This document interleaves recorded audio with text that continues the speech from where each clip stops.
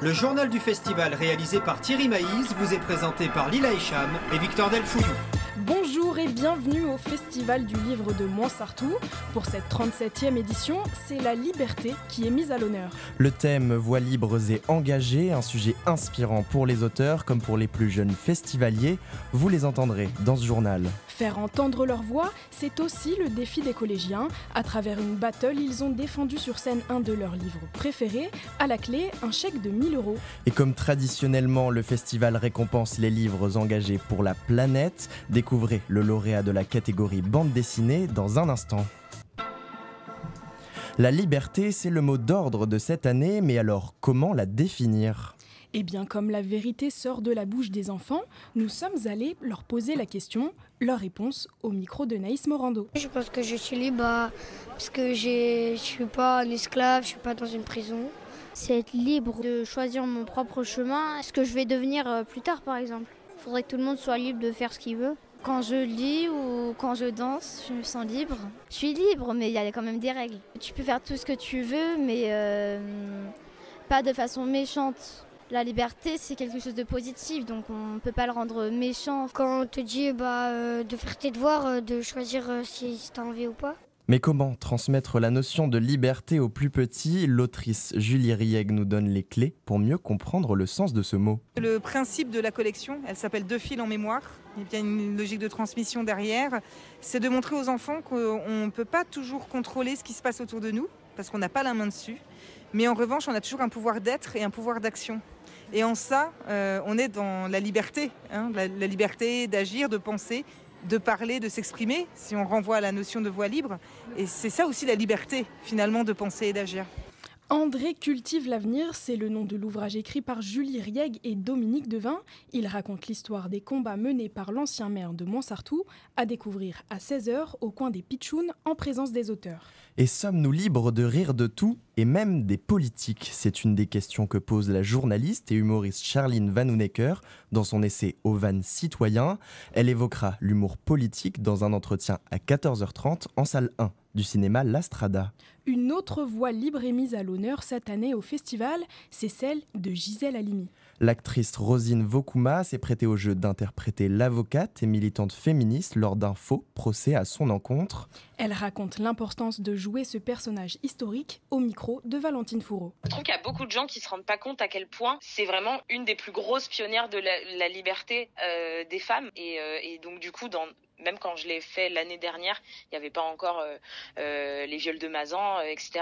Mais c'est toujours aussi important de la jouer. Franchement, je pense qu'il n'y a pas une femme qui ne devrait pas la connaître, en vrai. Peut-être qu'après ce petit procès d'1 heure, peut-être qu'ils iront se renseigner. Manière de garder vivantes des figures comme ça que peut-être on a tendance à oublier. De nombreux événements seront dédiés à la lutte contre les violences sexistes et sexuelles. Une discussion entre Julia Foyce et Hélène Devinck sur l'impact du mouvement MeToo et la fin de l'impunité se tiendra à 15h en salle 3 du cinéma La Strada. Toujours dans cet élan de porter la voix des injustices, la scénariste Émilie Flèche offrira la sienne pour la lecture d'une pièce hommage à Samuel Paty. Elle retrace la tragédie du 16 octobre 2020 et sera suivie d'un débat en présence de la sœur du professeur assassiné. La lecture débat débutera à 14h30 au parc du Château. Vous les avez sûrement croisés dans les allées du festival. À mi-chemin entre le vélo et la voiture, de drôles de véhicules ont débarqué à Montsartou. Notre journaliste Vadim Miliex est allé les tester pour vous. Alors Vadim, c'est pratique ? S'installer dedans demande un peu de souplesse. Hop. Alors, pour monter facilement, Incroyable. tu mets d'abord ton pied. Et voilà. Me voilà installé. Tu vas l'installer. Dans ce vélo électrique aux allures de soucoupe volante, la position de conduite est presque allongée. Fais ta marche arrière avec tes pieds. Donc je vais fermer. Allez, je Vas-y. teste. Donc tu vois, c'est un peu réactif. Voilà. Eh, quand même, ça prend facilement de la vitesse. Ouais, nous on arrive à aller à 60 km/h avec.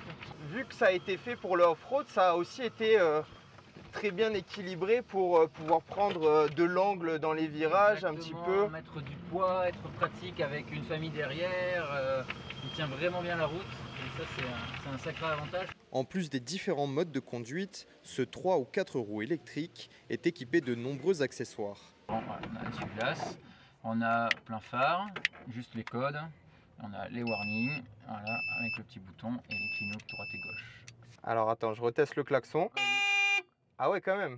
Ouais, il y a de quoi se faire entendre. Pour un tel engin, comptez au minimum 5 000 €, sans compter d'éventuels bonus écologiques. Si vous aussi vous voulez les essayer, les Vélis sont disponibles gratuitement à tous les festivaliers au stand Choisir le vélo, juste derrière la zone A. Et pour faire un point sur les enjeux écologiques de notre époque, un débat est organisé en présence de l'ex-député et militant écologiste José Bové, de la navigatrice Isabelle Autissier ou encore du présentateur de la Terre au carré Mathieu Vidal, en salle 1 du cinéma L'Astrada à 17h. Cette année encore, le prix du livre Engagé pour la planète récompense 6 ouvrages qui nous invitent à réfléchir à notre impact sur l'environnement. Suzy Fichot, vous avez rencontré l'une des lauréates. Oui Lila, ils sont 6 et justement dans la catégorie bande dessinée, c'est Paisley Cap Grand Nord qui a retenu l'attention du jury, l'histoire d'une petite ours polaire pleine de curiosité. Paisley Cap Grand Nord, en fait, c'est le tome 4 de l'aventure de Paisley. Donc c'est une histoire qui va se suivre en 5 tomes, donc il y a vraiment une histoire avec un début et une fin. Et chaque tome aborde une thématique environnementale différente. Et là, le Cap Grand Nord, c'est pour parler des pôles, justement, voilà. Dans chacune de ces BD, la dessinatrice Mopi aborde le thème de l'écologie. Et pour cette 37e édition du festival, elle a reçu le prix du livre engagé pour la planète. J'étais super heureuse parce que quand on œuvre pour cette cause-là, et que notre travail est reconnu, c'est quelque chose de fantastique, quoi. C'était incroyable. Paisley Cap Grand Nord, c'est une histoire à la fois poétique et réaliste, un bon moyen de sensibiliser les jeunes lecteurs aux enjeux du réchauffement climatique. Je pense qu'en tant qu'artiste, on a vraiment un grand rôle à jouer parce que c'est vrai qu'avec ce qui se passe actuellement, on voit des catastrophes à la télé, on entend partout dans les journaux des choses assez alarmantes. Par l'humour, par du dessin, par plein de choses, on peut en parler et faire prendre conscience aux gens, quoi. Mopi compte bien poursuivre son engagement pour la planète avec le tome 5 et dernier de l'aventure de Paisley et un autre projet, On n'est pas des dinosaures, de quoi aborder encore une nouvelle thématique environnementale. Des ouvrages toujours plus engagés que l'on espère retrouver l'année prochaine. En attendant, les gagnants ont reçu leur prix ce matin, de quoi les motiver à continuer de porter leur voix libre. Festival du livre, certes, mais pas que. Le rendez-vous annuel se veut aussi être un mélange des arts de la scène. Lors d'une battle, des collégiens ont présenté sur scène leur coup de cœur littéraire. Et pour convaincre le jury, tout est permis. Chanter, danser, slammer ou encore jouer une pièce de théâtre. La finale, c'était hier en présence de notre journaliste. Alors, Ayumi Thibault, c'était comment ?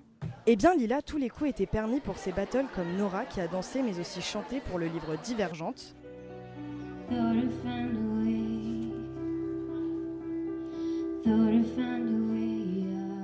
A l'inverse, Sarah a opté pour un côté plus théâtral avec son roman Animal de Cécile Alix. Comme des bêtes de foire, maltraités, insultés, déshumanisés, migrants, j'ai tout laissé. Elle nous a d'ailleurs partagé son combat à travers son ouvrage.